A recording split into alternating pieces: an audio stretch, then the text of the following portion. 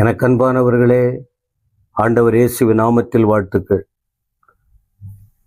21 நாள் ஜபத்தின் இந்த 17வது நாளுக்காக கர்த்தருடைய நாமத்திற்கு ஸ்தோத்திரம்.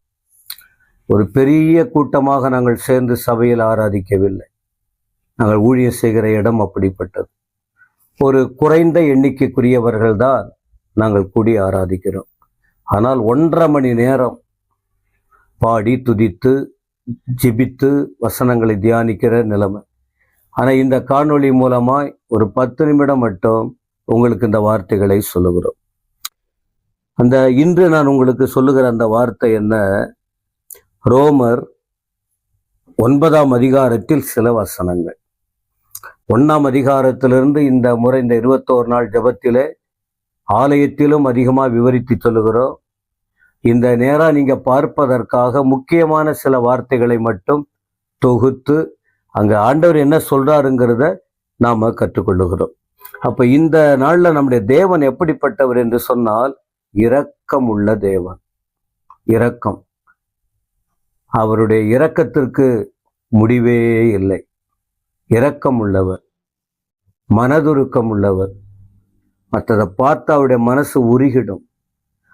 அவர் இறங்கி உதவி செய்த சந்தர்ப்பங்கள் வேதாகமத்தில் அதிகம் இருக்கு. குறிப்பா புதிய ஏற்பாட்டில் அவர் ஊழியம் செய்த நாட்களில் அவர் எப்படியெல்லாம் இறங்கினார், யாருக்கெல்லாம் இரக்கத்தை வெளிப்படுத்தினார், அந்த இரக்கத்தின் தன்மை என்ன என்பதையெல்லாம் நாம் பார்க்க முடியும்.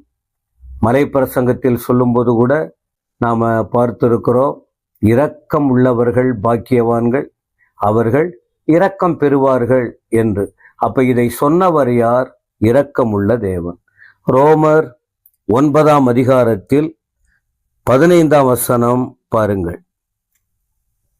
அவர் மோசேயை நோக்கி, மோசே ஒரு தேவனுடைய பிரசன்னத்தை அனுபவித்த மனுஷன்.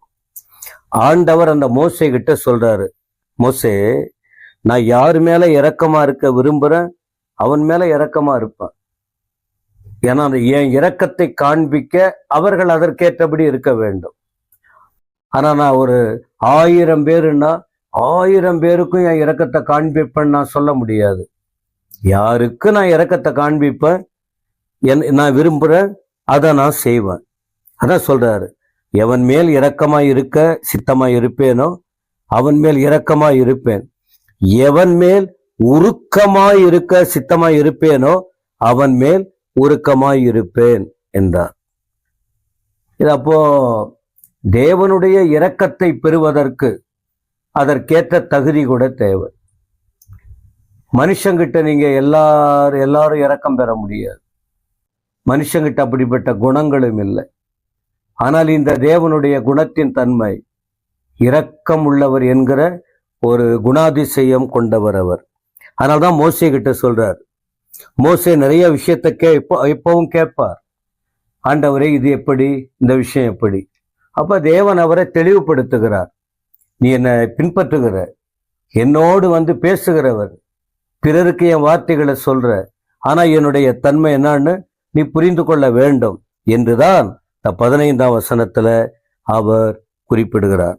அடுத்த வார்த்தை என்ன சொல்றார்? ஆகையால் நான் யாரு மேல இரக்கம், யாரு மேல உருக்கம், அது என்னுடைய விருப்பம், நான் கண்டிப்பா அதை செய்வேன். ஆகையால விரும்புகிறவனாலும் அல்ல, ஓடுகிறவனாலும் அல்ல, இறங்குகிற தேவனாலே ஆகும்.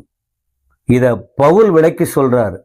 மோசே கிட்ட பேசினதாக ஆண்டவர் சொன்ன வார்த்தைய இத விளக்கி சொல்லிட்டு 16ஆம் வசனத்துல, அதனால சிலர் விரும்புவாங்க, சிலருக்கு விருப்பம் நிறைய இருக்கும், அந்த விருப்பத்தினால் அல்ல.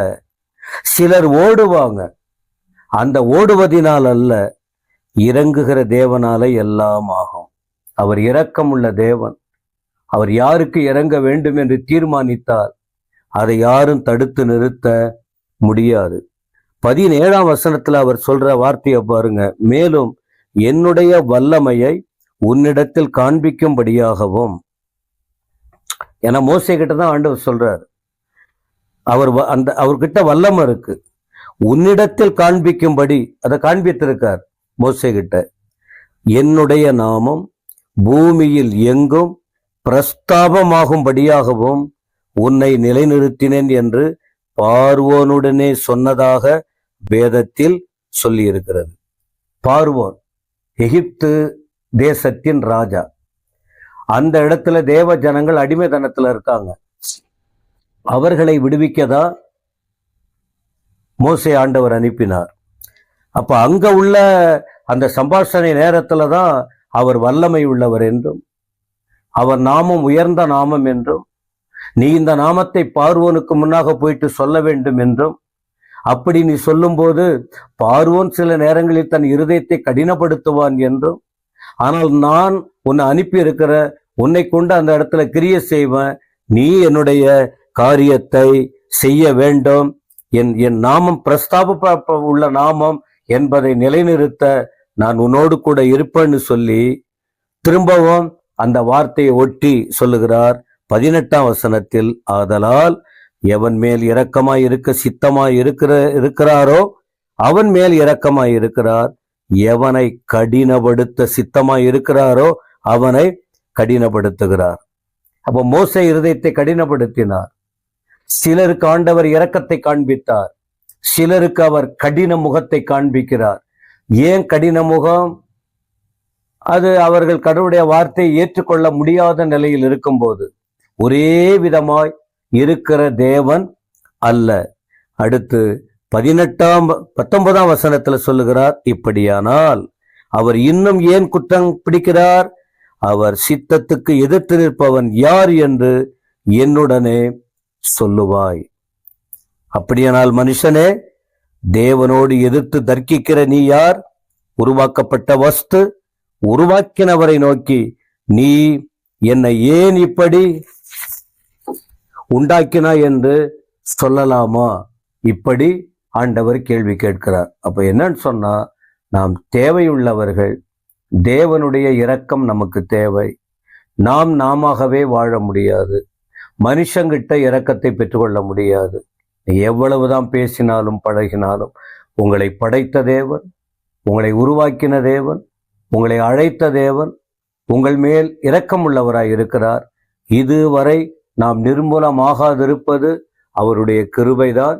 அவருடைய இரக்கங்களுக்கு முடிவில்லை. எனவே இதுவரை நடத்தின தேவன் இனிமேலும் உங்களை நடத்த வல்லவராய் இருக்கிறார்.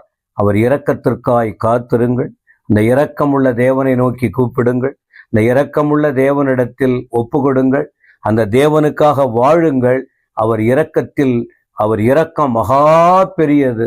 அந்த பெரிய இரக்கம் பெற்று ஆண்டவருக்காய் வாழ தேவன் உங்களுக்கு அந்த தயவை தருவாராக. கர்த்தர் உங்களை ஆசீர்வதிப்பாராக. ஆமென்.